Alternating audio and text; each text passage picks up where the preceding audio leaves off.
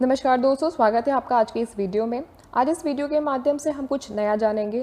दोस्तों, कोविड-19 के इस कहर में आप लोग आजकल एक नया टर्म सुन रहे होंगे, प्लाज्मा थेरेपी।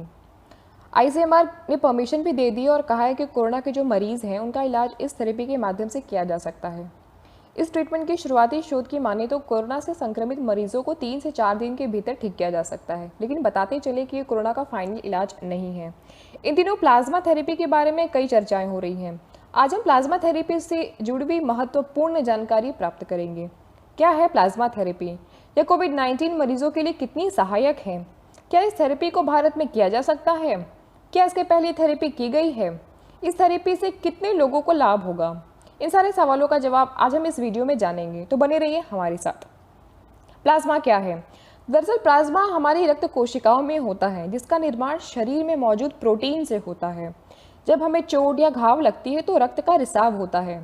थोड़ी ही देर बाद रक्त का रिसाव बंद हो जाता है। थोड़ा सा पीला सा पानी जैसा निकलता है। इस लिक्विड को ही प्लाज्मा कहते हैं। यह खून का थक्का जैसा बना देता है और एक पपड़ी सी बन जाती है। यह रक्त में मौजूद प्लाज्मा की ही वजह से होता है। आसान शब्दों में समझे तो हमें चोट लगने पर प्लाज्मा हमें जल्दी रिकवर होने में मदद करता है। प्लाज्मा हमारे शरीर में मौजूद खून के अंदर एंटीबॉडी का निर्माण करता है, जिससे शरीर में इन्फेक्शन या वायरस से लड़ने के लिए प्रतिरोधक क्षमता बढ़ती है। यह एंटीबॉडीज इन्फेक्शन से लड़ती है, शरीर को रोग मुक्त बनाती है, इम्यूनिटी बढ़ाती है। आसान शब्दों में कहें तो चोट या अन्य बीमारी से लड़ने की ताकत शरीर के रक्त में मौजूद प्लाज्मा की मौजूदगी से बढ़ जाती है।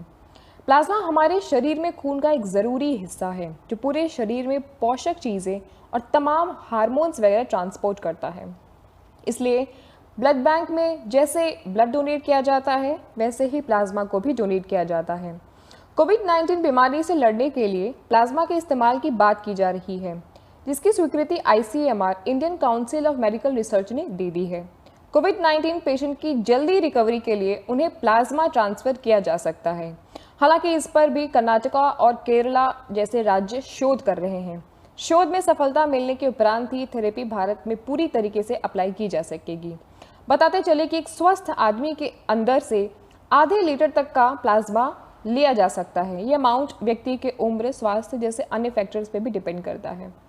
कोरोना वायरस से संक्रमित जो मरीज ठीक हो रहे हैं, उनकी बॉडी में जो प्लाज्मा है उससे वे ठीक हो रहे हैं, और कोरोना वायरस से लड़ने के लिए उनके शरीर में एंटीबॉडी क्रिएट हो रही है।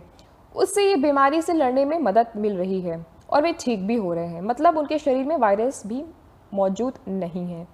थ्योरी ये है कि जो संक्रमण से बरी हो चुके हैं वो प्लाज्मा डोनेट कर सकते हैं, ताकि कोरोना से संक्रमित अन्य लोगों की रिकवरी जल्दी हो सके, क्योंकि इन स्वस्थ हो चुके कोरोना मरीजों की बॉडी में एंटीबॉडीज़ बनी होंगी।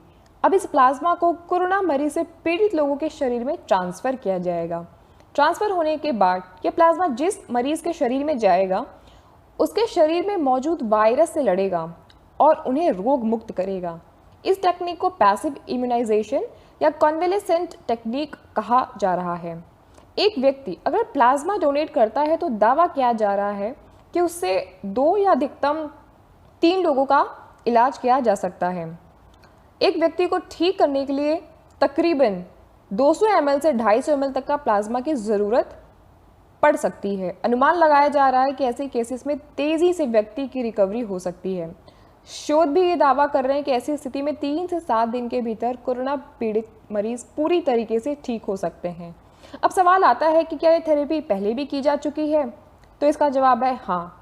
यूएस में सन 2003 में SARS नामक एक महामारी ने विकराल रूप ले लिया था। उस समय भी मरीजों के इलाज के लिए थेरेपी इस्तेमाल में लाई गई थी।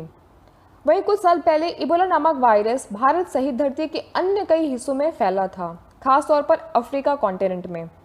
यह एक जानलेवा बीमारी थी जिसका कोई इलाज नहीं निकाला जा सका था, लेकिन WHO ने कहा कि मरीजों को प्लाज्मा ट्रीटमेंट दिया जा सकता है। ये तरीका फिर इस्तेमाल में लाया गया। एक हद तक सफलता भी मिली। रिसर्च और क्या कहती है? 2 देशों की रिसर्च हमारे सामने है, अमेरिका और चीन। दोनों ही देशों ने कुछ मरीजों को प्लाज्मा ट्रीटमेंट दिया है। 1 से 3 दिनों के भीतर इनके केसेस में मरीजों की हालत में काफ़ी सुधार भी हुआ है, लेकिन इस रिसर्च को इलाज के रूप में शामिल नहीं किया गया है। लेकिन इन मरीजों को ट्रीटमेंट दिए जाने के पहले इनकी हालत बहुत ही ख़राब थी, कुछ तो वेंटिलेटर पे भी थे।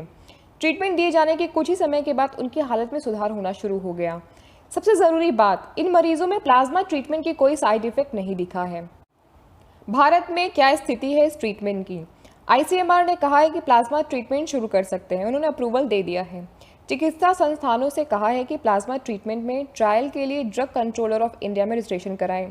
क्लिनिकल ट्रायल एथिक्स कमेटी में भी रजिस्ट्रेशन करवाना होगा। जब यहाँ से प्रोटोकॉल पास हो जाएंगे तो बड़े स्केल पर प्लाज्मा ट्रीटमेंट किया जा सकेगा। सबसे पहली बार गंभीर रूप से बीमार लोगों को ही ये ट्रीटमेंट दिया जाएगा। अब समस्या क्या है?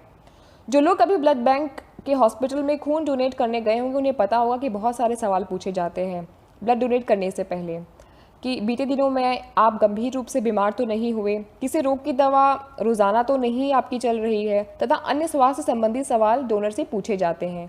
ये सवाल इसलिए पूछे जाते हैं क्योंकि ऐसी हालत में ब्लड या प्लाज्मा डोनेट करने वाले व्यक्ति के स्वास्थ्य पर और जिस व्यक्ति को डोनेट किया जा रहा है उसके स्वास्थ्य पर उल्टा असर पड़ सकता है, समस्याएं बढ़ सकती हैं।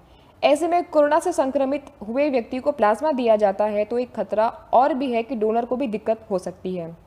दोस्तों, सभी अपने अपने स्तर पर कोशिश कर रहे हैं कि कोरोना का कोई इलाज मिले, और जब तक कोरोना का कोई फाइनल इलाज नहीं मिल जाता है तब तक इलाज के कई विकल्पों पर शोध होते रहेंगे ताकि उन्हें इस्तेमाल किया जा सके। प्लाज्मा थेरेपी भी उनमें से एक है।